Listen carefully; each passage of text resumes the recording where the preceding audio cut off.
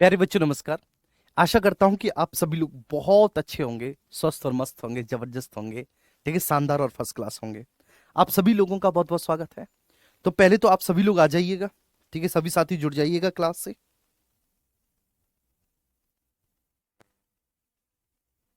ठीक है बच्चों, आ जाओ, आप सभी लोग क्लास से आ जाओ। स्टार्ट करते हैं फिर, है ना, टॉपिक को। हम लोग लास्ट टॉपिक में सीएजी के बारे में बात कर रहे थे, और इनफैक्ट सीएजी के बारे में हम सारी चीजें देख ही चुके थे। ठीक है, CAG controller and auditor general of India. Doctor Bhimrao Ambedkar साहब ने संविधान में सबसे महत्व का अधिकारी इनको बताया है। क्यों बताया है सबसे महत्व का अधिकारी? क्योंकि वह बेसिकली सार्वजनिक धन के रक्षक हैं, है ना। तो वह सार्वजनिक धन के रक्षक है, इस वजह से उनको सबसे महत्व का अधिकारी, ठीक है, उन्होंने बताया है।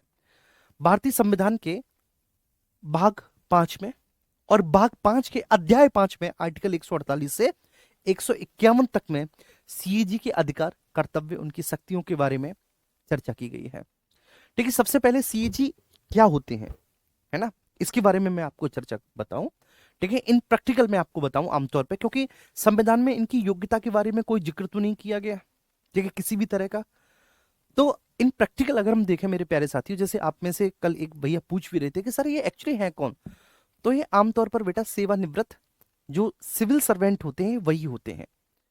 ठीक है, जो अपने सेवाओं से, ठीक है, एज अ सिविल सर्वेंट मुक्त हो चुके होते हैं, और उन्होंने अपनी सेवाओं में रहते हुए बहुत अच्छा कार्य किया होता है, अभूतपूर्व उपलब्धि रहती है उनकी अपनी ड्यूटी के दौरान। तो इस वजह से ऐसे लोगों को, ठीक है, फिर आगे इस तरह के बहुत महत्वपूर्ण प्रशासनिक पद आवंटित किए जाते हैं, जिससे कि वह इस पद पर रहते हुए भी, ठीक है, इस गरिमापूर्ण पद पर रहते हुए भी इसको सुशोभित करें, और जो उनको अधिकार दिए गए हैं, जो उनके दायित्व हैं, जो उनके कर्तव्य हैं, वो उनको पूरी ईमानदारी से निभाएं। ठीक है, आमतौर पर जैसे आपका चीफ इलेक्शन कमिश्नर है, ठीक है, अभी आजकल बड़ा विवाद चल रहा है सीईसी चीफ इलेक्शन कमिश्नर के नियुक्ति को लेकर, क्योंकि उनकी नियुक्ति एवं सेवा शर्तों में परिवर्तन किया गया है। तो विपक्ष आरोप लगा रहा है कि साहब ये तो सीधा सीधा लोकतंत्र का हनन है।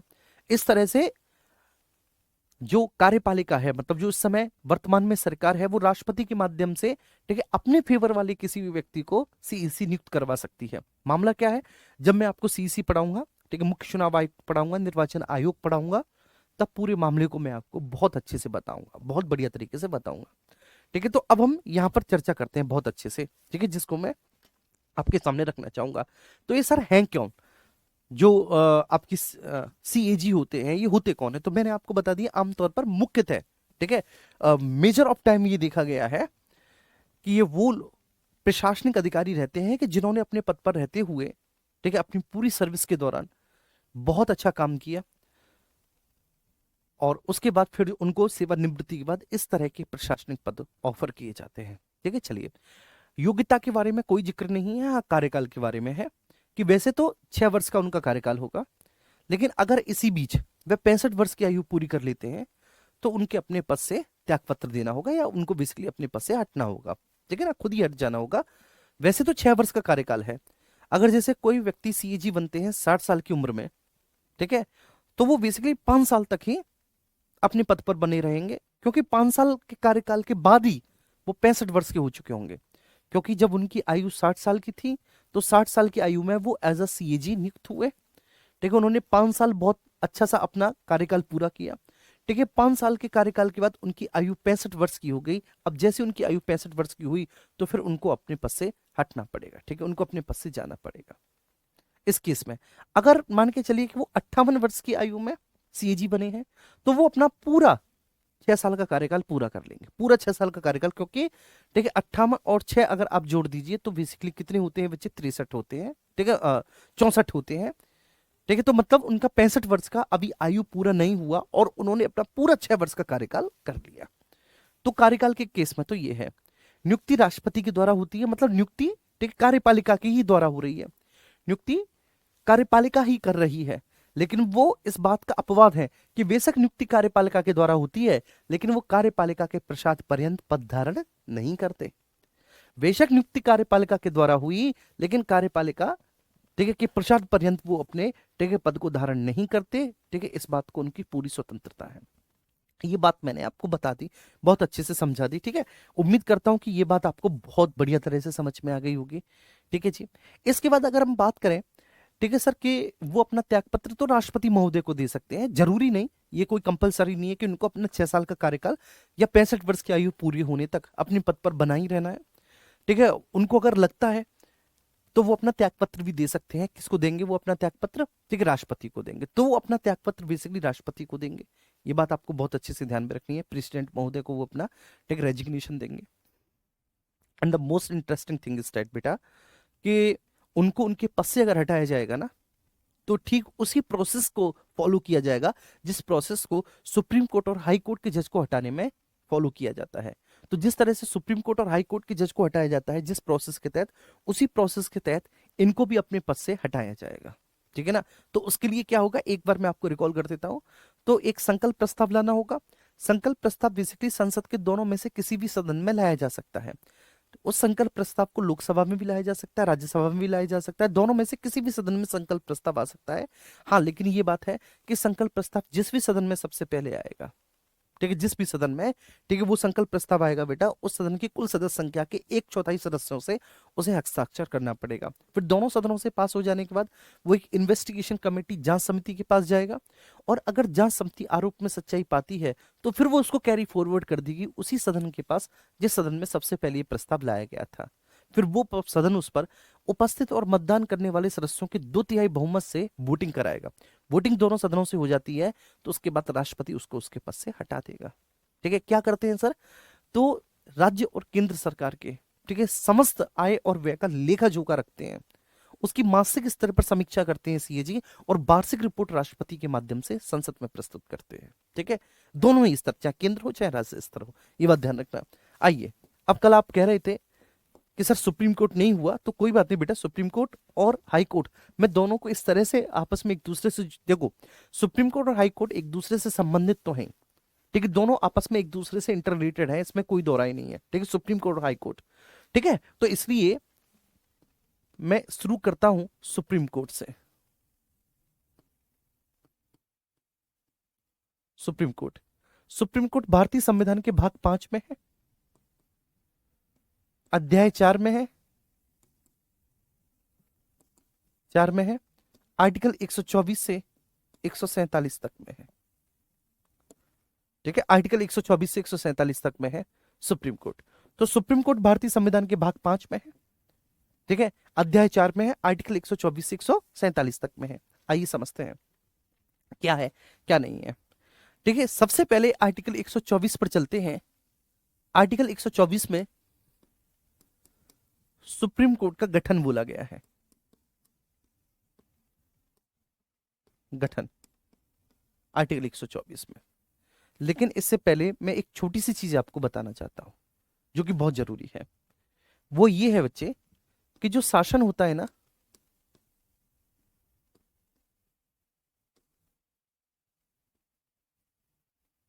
गवर्नमेंट, शासन, ठीक है, शासन के 3 अंग होते हैं। ठीक है, जैसा कि हम लोगों को पता है, जैसा कि हम लोग जानते हैं कि सब शासन के 3 अंग हैं। हम सब लोग इसको बहुत अच्छे से समझते हैं कि भैया जी शासन के 3 अंग हैं। कौन कौन से? तो नंबर फर्स्ट इज लेजिस्लेचर, जो शासन का सबसे पहला अंग है, लेजिस्लेचर, विधायिका। ठीक है, जो शासन का दूसरा अंग है, एग्जीक्यूटिव, कार्यपालिका। जो शासन का तीसरा अंग है, जुडिशरी, न्यायपालिका। तो शासन के 3 अंग होते हैं, ये बात ध्यान रखना है। वह 3 अंग कौन कौन से हैं शासन के? नंबर फर्स्ट इज विधायिका, ठीक है, दूसरा कार्यपालिका,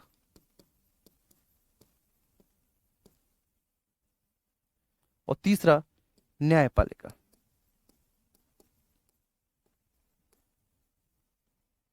न्यायपालिका, ठीक है। अभी जो शासन का सबसे पहला अंग लेजिस्लेचर, कार्यपालिका, वो कानूनों का निर्माण करने वाली संस्था है ना, आप तो जानते हो। ये कानूनों का निर्माण करने वाली संस्था है, कानूनों को लागू करवाने वाली संस्था है, ये कानूनों के आधार पर शासन करने वाली संस्था है। तो ये जो है, ये कानूनों का निर्माण करने वाली संस्था है, करने वाली संस्था।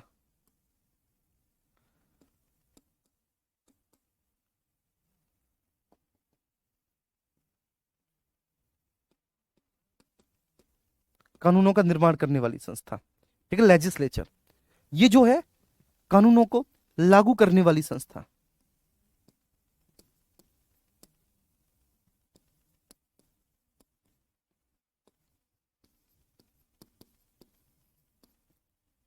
वाली संस्था।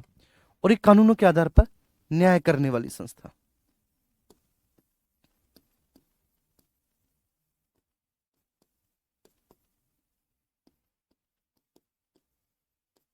वाली संस्था, ठीक है भैया। देखो, हाँ ठीक है, बिल्कुल देखो, यहां पर फोकस करो, जो मैं समझा रहा हूं इसको बहुत अच्छे से देखो, ठीक है, जो मैं आपको बता रहा हूं इसको अच्छे से देखो। अब ये जो है ना लेजिस्लेचर, जो कानूनों का निर्माण करने वाली संस्था है बेटा, ये दो स्तरीय है ना। जो कानूनों का निर्माण करने वाली संस्था लेजिस्लेचर, ये बेटा दो स्तरीय है, ये द्विस्तरीय है, द्विस्तरीय है ये, ठीक है। जो कार्यपालिका कानूनों को लागू करवाने वाली है, कानूनों के आधार पर शासन करने वाली संस्था है, वह भी द्विस्तरीय है, द्विस्तरीय है। द्विस्तरीय का मतलब सर क्या हुआ? ये केंद्र के स्तर पर भी है और ये प्रांतों के स्तर पर भी है, बोलो है कि नहीं? केंद्र के स्तर पर संसद है, प्रांतों के स्तर पर उनका अपना विधानमंडल है। ऐसे केंद्र के स्तर पर भी केंद्रीय संघीय सरकार है, प्रांतों के स्तर पर राज्यों की सरकार है। लेकिन ये जो जुडिशरी है ना, ये जुडिशरी एकात्मक है, ठीक है, ये ध्यान रखना है आपको। सर ये यूनिटरी है, ये एकात्मक है एवं एकीकृत है, ये एकात्मक एवं एकीकृत है, ये जो जुडिशरी है, ठीक है सर। तो न्यायपालिका कैसी है? न्यायपालिका एकात्मक और एकीकृत है, न्यायपालिका जुडिशरी। इस बात को बहुत अच्छे से क्लियर कर लेना, बस मैं आपको ये बताना चाहता हूं, ये यूनिटरी एंड इंटीग्रेटेड है। ये यूनिटरी इंटीग्रेटेड का मतलब है कि दो स्तर पर अलग अलग नहीं है, ये केंद्र और राज्य के स्तर पर नहीं है, ये बेटा एक ही है। कैसे है ये एक? तो देखो, इसके सर्वोच्च स्तर पर सुप्रीम कोर्ट है, ठीक है, सबसे ऊंचे स्तर पर सुप्रीम कोर्ट है। उसके बाद हाई कोर्ट है, सबसे निचले स्तर पर आपका सबऑर्डिनेट कोर्ट होगा, अधीनस्थ न्यायालय होगा, सबसे निचले स्तर पर सबऑर्डिनेट कोर्ट होगा।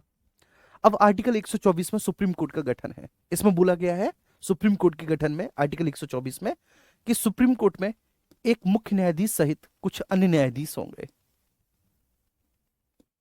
एक मुख्य न्यायाधीश सहित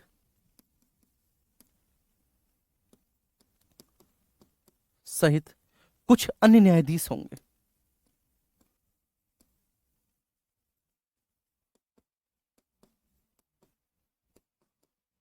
कुछ अन्य न्यायाधीश होंगे, ठीक है।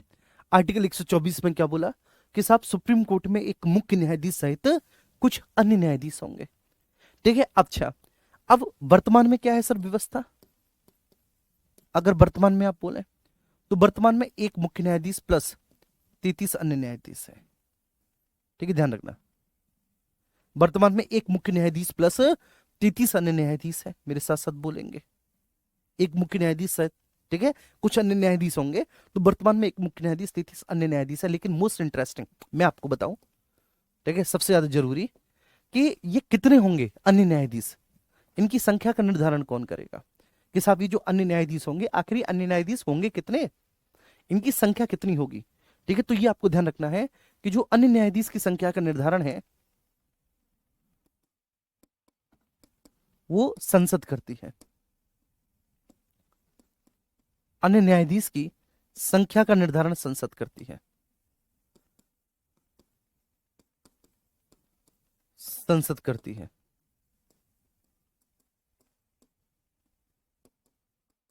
ठीक है, ध्यान रखना। तो अन्य न्यायाधीश की संख्या का निर्धारण बाबू कौन करती है? संसद करती है। साहब एक मुख्य न्यायाधीश होगा, एक मुख्य न्यायाधीश के बाद, ठीक है, अन्य न्यायाधीश कितने होंगे इसकी संख्या का निर्धारण संसद के द्वारा किया जाएगा। अब आर्टिकल 124 में बहुत सारी क्लॉजेस हैं। अब इनमें सबसे पहले किया जाएगा कि हम क्वालिफिकेशन के बारे में बात करेंगे। अगर जैसे आपको और हमको सुप्रीम कोर्ट का जज बनना है तो क्या क्वालिफिकेशन होनी चाहिए, है ना। मान के चलिए या तो आपको या मुझको, ठीक है, हम में से किसी एक को सुप्रीम कोर्ट का जज बनना है। तो सुप्रीम कोर्ट का जज बनने के लिए हमारे पास क्या क्वालिफिकेशन, हमारे पास क्या योग्यता होनी चाहिए, इसको देखेंगे। एक सेकंड,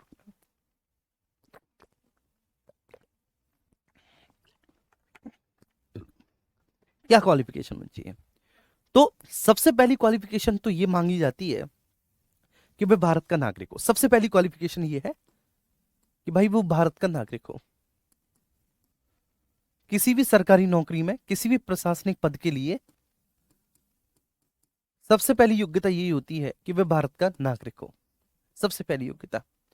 अब यहां पर उम्र फुम्र का कोई क्राइटेरिया नहीं है, ये ध्यान रखना। ठीक है, एज की कोई ऐसी सीमा नहीं है कि साहब वो 30 वर्ष की, 35 वर्ष की, ना ना ना ना ना, कोई ऐसा क्राइटेरिया नहीं। वो भारत का नागरिक हो बस। अब ये है कि वो किसी भी हाई कोर्ट में, ठीक है, अब यहां पर देखना, पहली योग्यता तो ये हो गई। दूसरी योग्यता ये है, दो ही योग्यता है। किसी भी हाई कोर्ट में, ठीक है ना, कंटिन्यूअसली, लगातार, ठीक है, 5 वर्ष तक एज ए जज, 5 वर्ष तक एज ए जज रहा हो। ठीक है, नंबर फर्स्ट, एज ए जज, किसी भी हाई कोर्ट में लगातार 5 वर्ष तक एज ए जज रहा हो। ठीक है, या अब ये ऑप्शनल है। ठीक, अगर मान के चलिए कि सबसे पहली क्वालिफिकेशन तो उसके पास ये हो कि वो किसी भी हाई कोर्ट में लगातार 5 वर्ष तक, ठीक है, जज रहा हो। अगर मान के चलिए वो लगातार 5 वर्ष तक जज नहीं रहा, ठीक है, मान लो कि अगर वह लगातार 5 वर्ष तक जज है नहीं, तो बेटा, ठीक है, उसने किसी भी हाई कोर्ट में, उसने किसी भी हाई कोर्ट में लगातार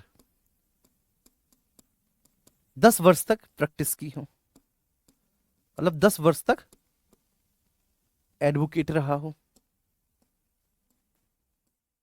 एडवोकेट, ये लगातार क्यों, लगातार इसलिए बेटा क्योंकि अगर बीच में गैप हो जाएगा, ठीक है, तो वो प्रैक्टिस से बाहर हो जाएगा ना।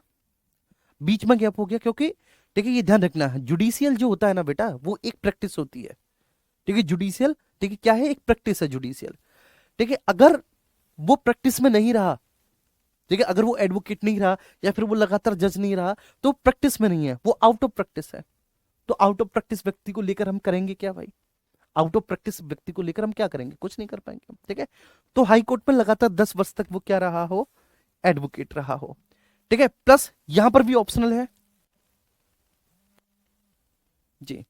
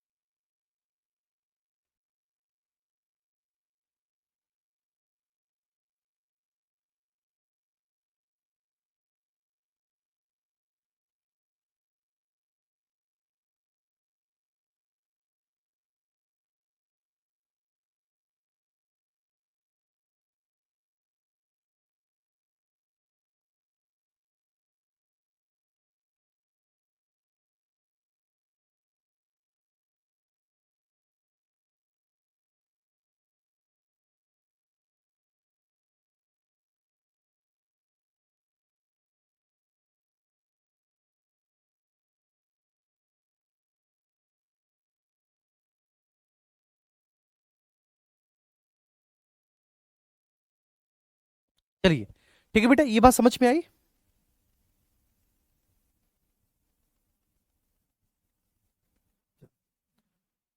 ठीक है, ये बात समझ में आई कि हाईकोर्ट में लगातार 5 वर्ष तक एज ए जज और लगातार 10 वर्ष तक एडवोकेट रहा हो। ये ऑप्शनल है, ये ऑप्शनल है। आप यहां पे और लिखेंगे, अगर मान के चलिए कि वह इस दूसरी योग्यता को भी पूरी नहीं करता, ठीक है, वो इस दूसरी कंडीशन को, वह इस दूसरी योग्यता को भी पूरी नहीं करता, तो तीसरी भी योग्यता है। देखिए, या तो ये, अगर ये नहीं तो ये, अगर ये भी नहीं तो तीसरा क्या है कि वह राष्ट्रपति की नजरों में, नजरों में एक पारंगत विधिवेत्ता हो। विधिवेत्ता हो।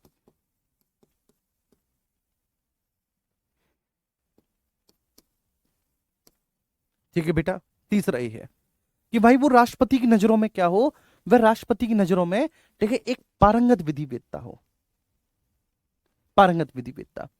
तो वह भारत का नागरिक हो, ठीक है ना, भारत का नागरिक हो, हाईकोर्ट में या तो वह लगातार 5 वर्ष तक, ठीक है, एज ए जज रह चुका हो हाईकोर्ट में, या तो वह लगातार 5 वर्ष तक एज ए जज, या फिर हाईकोर्ट में लगातार 10 वर्षों तक वह एडवोकेट रह चुका हो, लगातार 10 वर्षों तक एडवोकेट, या फिर राष्ट्रपति की नजरों में वो एक क्या हो, पारंगत विधिवेत्ता हो, पारंगत विधिवेत्ता हो। उम्मीद करता हूं ये बात समझ में आ गई होगी। यह है क्वालिफिकेशन, ठीक है, ध्यान रखना बेटा, ठीक है, ये बात मैंने बता दी। ठीक है, मुख्य न्यायाधीश की संख्या का निर्धारण राष्ट्रपति का, योग्यता हो गया। अब योग्यता के बाद नियुक्ति, ठीक है, अपॉइंटमेंट, नियुक्ति, अपॉइंटमेंट, अपॉइंटमेंट।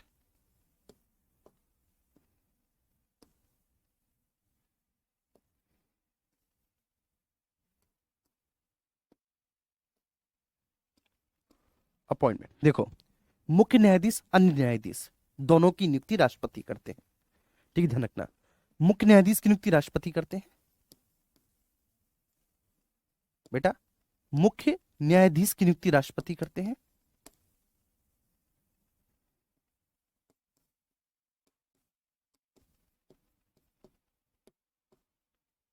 राष्ट्रपति करते हैं,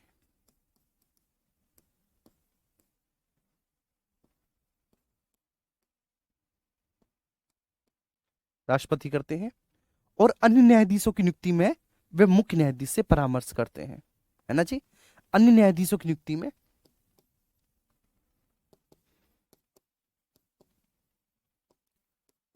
अन्य न्यायाधीशों की नियुक्ति में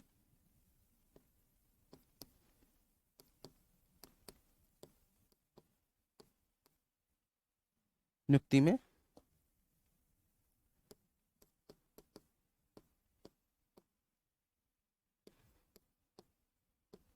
वे राष्ट्रपति से परामर्श करते, परामर्श करते हैं।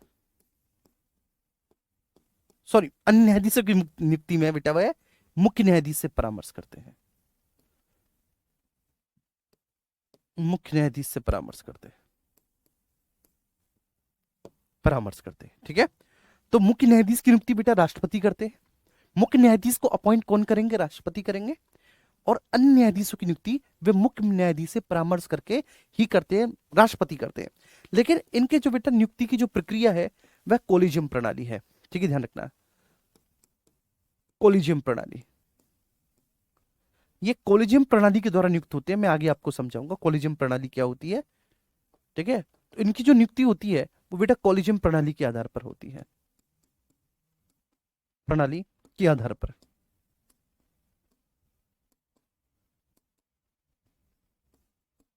आधार पर। ठीक है जी, ये बात ध्यान रखना।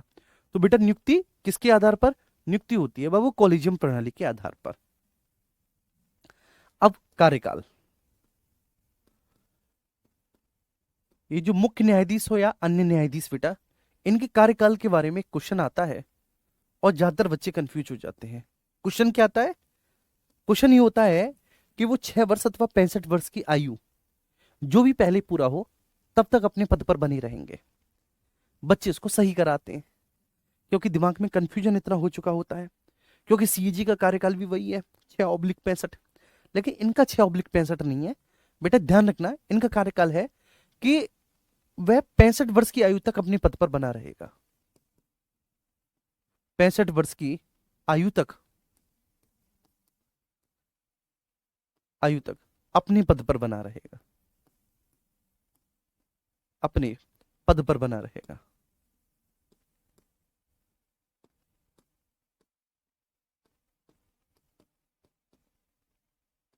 ठीक है, ध्यान रखना।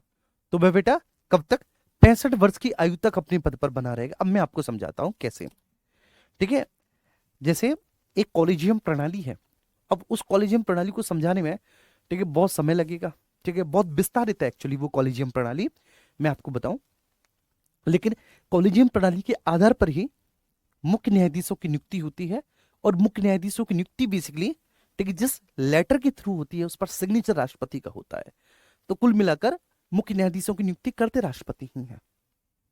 मुख्य न्यायाधीशों की नियुक्ति करते राष्ट्रपति ही है, ठीक है ना। मुख्य न्यायाधीशों की नियुक्ति करते बेटा राष्ट्रपति ही है। बाकी का जो अन्य न्यायाधीश होंगे, जो अन्य न्यायाधीशों की नियुक्ति की जाएगी, तो अन्य न्यायाधीशों की नियुक्ति भी राष्ट्रपति करेंगे, लेकिन जब वो अदर जजेस को अपॉइंट कर रहे होंगे तो उस केस में वह मुख्य न्यायाधीश की एक बार परामर्श ले लेंगे, वो मुख्य न्यायाधीश का एक बार कंसल्टेशन ले लेंगे, उनकी एडवाइस ले लेंगे एक तरह से, ठीक है, उनकी सलाह ले लेंगे वो।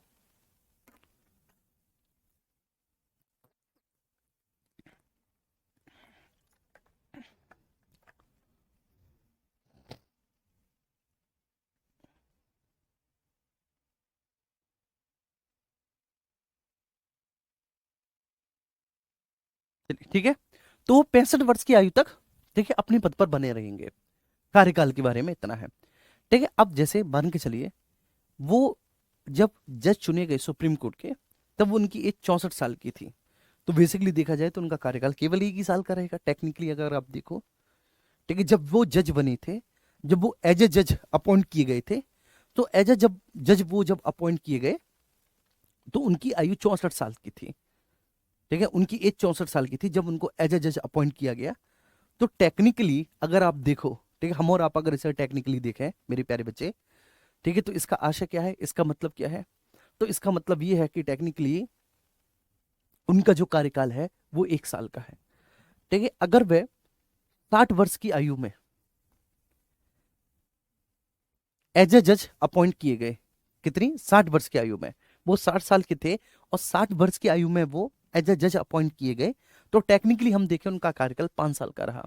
अगर वह 55 साल की आयु में एज ए जज अपॉइंट किए गए, ठीक है, तो अगर उनका कार्यकाल हम देखेंगे तो 10 साल का रहा, 10 साल का उनका कार्यकाल रहा। हाँ, अगर वह बीच में किसी को त्याग पत्र नहीं देते या उनको उनके पद से नहीं हटाया जाता, मतलब कुछ भी ऐसा नहीं होता, सब कुछ बहुत अच्छे से चलता है अगर, ठीक है, सब कुछ बढ़िया तरह से चल रहा है, तो यहाँ पर हम अगर हम देखेंगे भैया जी, तो उनका जो कार्यकाल होगा, उनका कार्यकाल अगर वह 55 वर्ष की आयु में जज बने हैं, तो भैया जी 65 वर्ष की आयु तक वे अपने पद पर बने रहेंगे, तो 10 साल का कार्यकाल हो गया।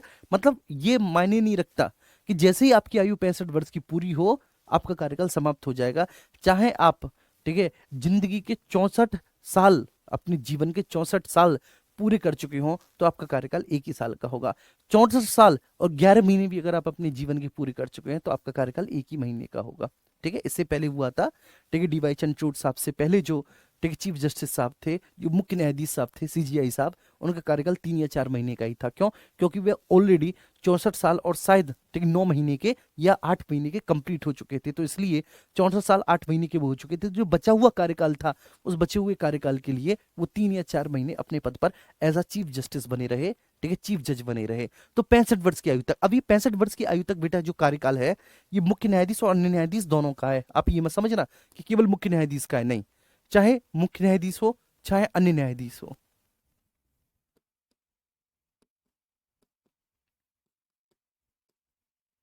ठीक है, चाहे मुख्य न्यायाधीश हो चाहे अन्य न्यायाधीश हो,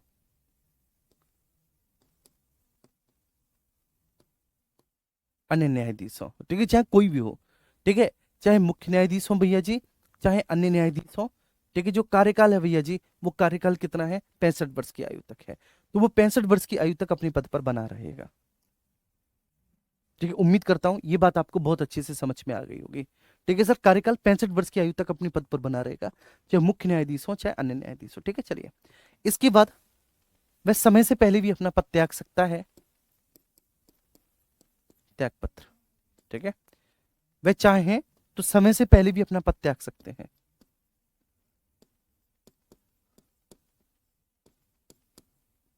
वे चाहें तो समय से पहले भी अपना पद त्याग सकते हैं,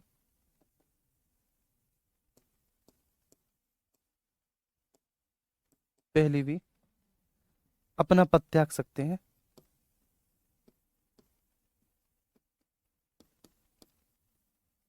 त्याग सकते हैं,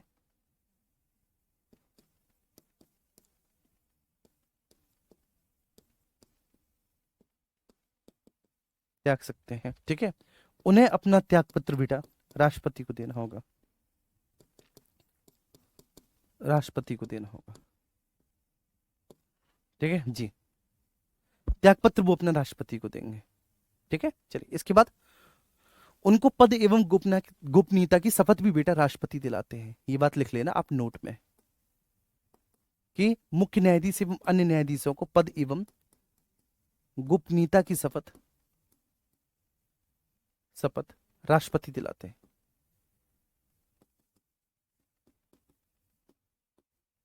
राष्ट्रपति दिलाते हैं। ठीक है, ये बात बहुत अच्छे से क्लियर कर लेना नोट पे कि साहब उनको जो पद एवं गोपनीयता की शपथ दिला रहे हैं, पद और गोपनीयता की शपथ भी उनको कौन दिलाते हैं?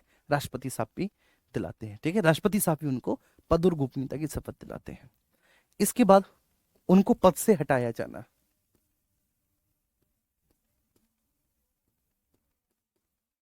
पद से हटाया जाना,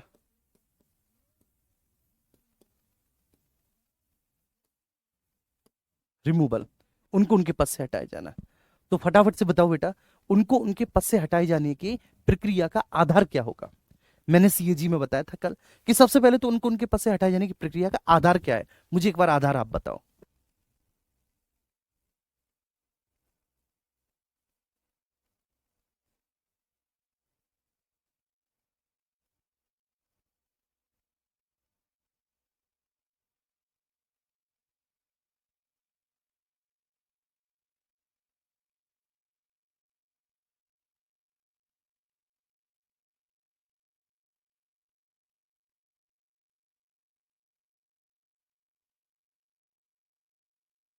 चलिए ठीक है बेटा, बताइए उनको उनके पद से किस प्रकार से हटाया जाएगा?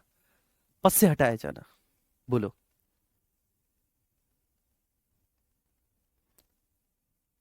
बताओ सब लोग, है ना? बहुत अच्छे बेटा, बहुत बढ़िया, शानदार। देखो उनके उनके पद से हटाए जाने का आधार क्या होगा? आधार वही होगा, ठीक है, साबित कदाचार एवं असमर्थता। असमर्थता, ये आधार होता है उनको उनके पद से हटाए जाने का। ठीक है जी, ध्यान रखना। तो उनको उनके पद से हटाया जाना, पद से हटाए जाने का आधार क्या है? तो पद से जो हटाए जाने का आधार है वो है साबित कदाचार एवं असमर्थता। ठीक है, इसके बाद उनको उनके पद से हटाए जाने के लिए एक संकल्प लाना होगा। ये संकल्प लोकसभा और राज्यसभा दोनों में से किसी भी सदन में सबसे पहले ला सकते हैं। ठीक है, संकल्प को लोकसभा और राज्यसभा दोनों में से किसी भी सदन में सबसे पहले संकल्प को लाया जा सकता है, बस। ठीक है, इसकी सूचना संबंधित न्यायाधीश को 14 दिन पहले देनी होगी। इसकी सूचना संबंधित जज को बेटा 14 दिन पहले देनी होगी। लोकसभा या राज्यसभा में लाया जाएगा। इस प्रस्ताव पर उस सदन की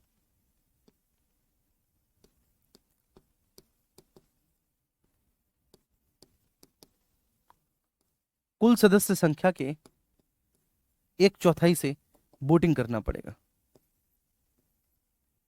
वोटिंग करना पड़ेगा। ठीक है जी, ध्यान रखना। ठीक है, तो सूचना 14 दिन पहले उस प्रस्ताव पर कुल सदस्य संख्या के 1/4 की वोटिंग करना पड़ेगा। ये प्रस्ताव बेटा दोनों सदनों से पास होगा। ठीक है, दोनों ही सदनों से। ठीक है ना, मैंने दो लिख दिए, दोनों सदनों से पास होगा। इसके बाद दोनों सदनों से पास हो जाने के बाद कल मैंने आपको बताया था कि एक जांच समिति के पास जाएगा। सेम वही प्रोसेस है, एक इन्वेस्टिगेशन कमेटी के पास जाएगा जिसमें 2 सुप्रीम कोर्ट के जज और एक हाई कोर्ट के जज होंगे। हाई कोर्ट के जज होंगे। ठीक है, अगर जज नहीं है सुप्रीम कोर्ट और हाई कोर्ट के, तो उनके समकक्ष योग्यता रखने वाले व्यक्ति, ठीक है, जो उनके समकक्ष योग्यता रखे, ठीक है, ऐसे व्यक्ति जांच समिति। अगर जांच समिति आरोप में सच्चाई पाती है, ठीक है, तो वो उसको क्या कर देगी बेटा? अगर जांच समिति ने आरोप में सच्चाई पाई तो जांच समिति इसको फर्दर प्रोसीड कर देगी। इसको फर्दर प्रोसीड कर देगी जो जांच समिति है। ठीक है, इसको आगे बढ़ा देगी बेसिकली, जांच समिति इसको फर्दर प्रोसीड कर देगी। ये बात आपको ध्यान रखनी है। और जांच समिति ने अगर फर्दर प्रोसीड कर दिया तो बेटा ये दोनों सदनों से, दोनों सदनों के, आपको पता है, ठीक है, उपस्थित और मतदान करने वाले 2/3 बहुमत से पास होगा। बहुमत से पास होगा, ठीक है, ध्यान रखना। ठीक है, तो दोनों सदनों के उपस्थित और मतदान करने वाले 2/3 बहुमत से ये पास होगा। और जब ये 2/3 बहुमत से पास हो गया बेटा दोनों सदनों से, तो फिर राष्ट्रपति बाध्य है, फिर राष्ट्रपति को उस पर अपना सिग्नेचर करके उस व्यक्ति को हटाना पड़ेगा। अब यहां पर राष्ट्रपति की कुछ नहीं चलेगी, ये बात ध्यान रखना। अगर दोनों सदनों ने, ठीक है, उपस्थित और मतदान करने वाले 2/3 बहुमत से इसको पारित कर दिया, तो राष्ट्रपति को इस पर अपनी स्वीकृति देनी ही पड़ेगी। राष्ट्रपति फिर बेटा इस पर अपनी स्वीकृति देने के लिए बाध्य होंगे, ये मैं आपको पहले भी बता चुका हूं। ठीक है, चलिए अब इसके बाद आर्टिकल 1 to 6 पर बात करते हैं। आर्टिकल 1 to 6 में है माननीय न्यायाधीशों के वेतन एवं भत्ते, वेतन भत्ता एवं पेंशन।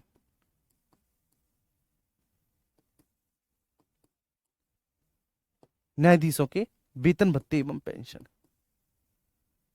पेंशन आर्टिकल 126 में। तो आर्टिकल 126 में माननीय न्यायाधीशों के वेतन भत्ता एवं पेंशन है। देखिए, जो मुख्य न्यायाधीश हैं, जो मुख्य न्यायाधीश हैं उनको मिलता है भैया 2,80,000 रुपया वेतन। ठीक है, ये मंथली होता है, मासिक होता है, 2,80,000 रुपये मासिक वेतन। और जो अन्य न्यायाधीश हैं,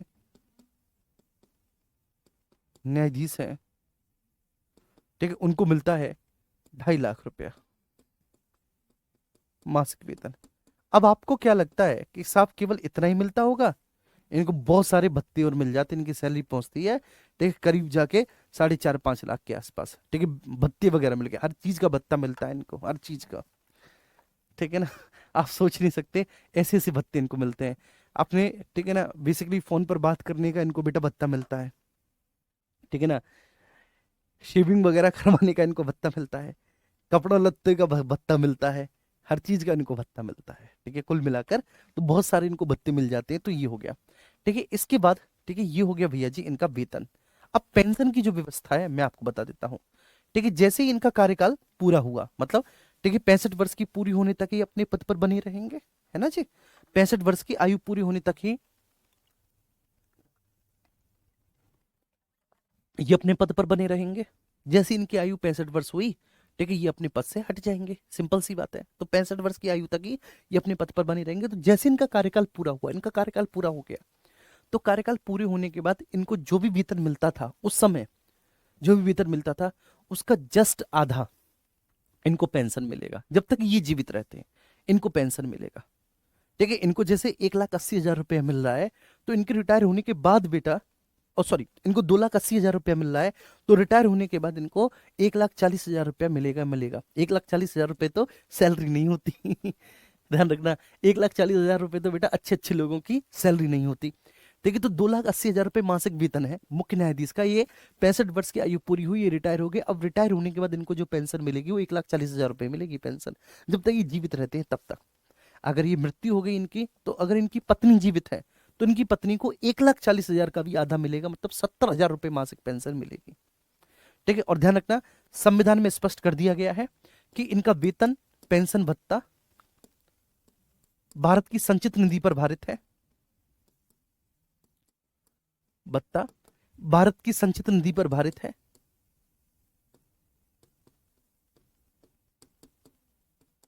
संचित निधि पर भारित है।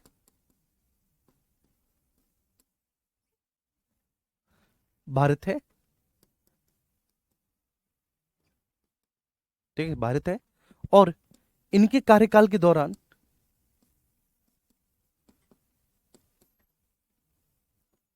इनके कार्यकाल के दौरान उसमें कोई कटौती नहीं की जा सकती, उसमें कोई कटौती नहीं की जा सकती, नहीं की जा सकती।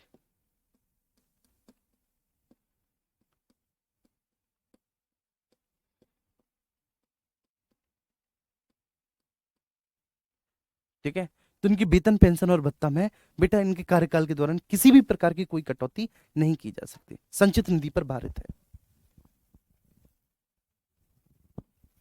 ठीक है, आर्टिकल, अरे सॉरी बेटा माफ करना, आर्टिकल 125 आप लोग बोल भी रहे थे, हाँ, आर्टिकल 125 होगा ये, सही बात। आर्टिकल 125 होगा, माफ करना, 125।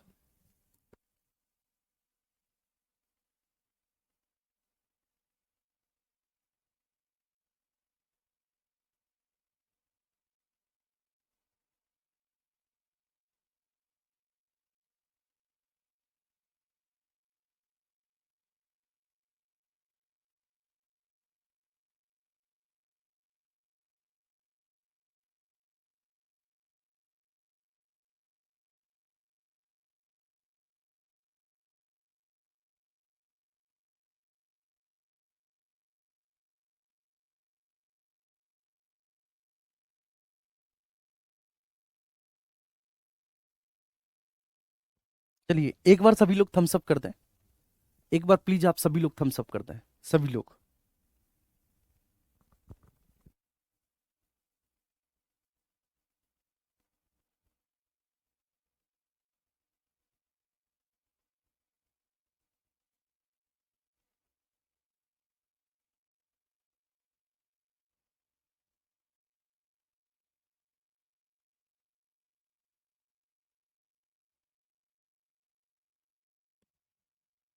चलो जी,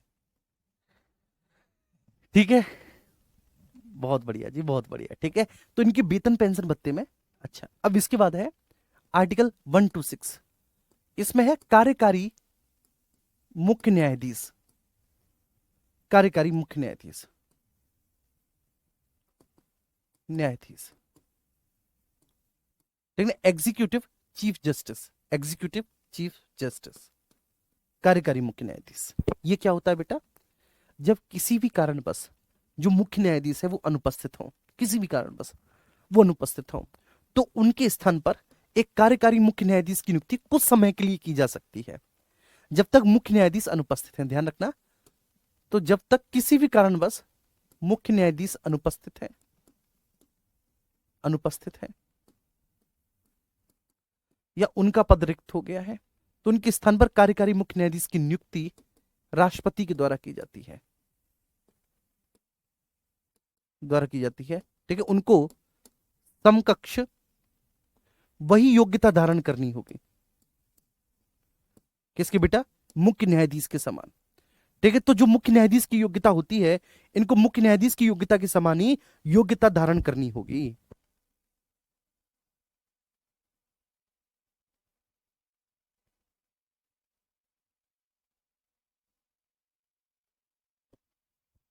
ठीक है ना, ये बात क्लियर है बेटा।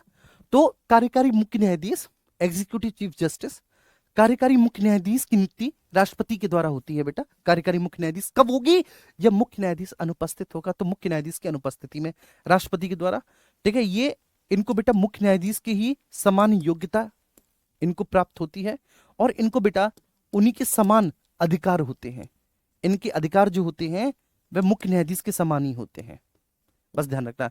तो एक कार्यकारी मुख्य न्यायाधीश की नियुक्ति का प्रावधान है आर्टिकल 126 में।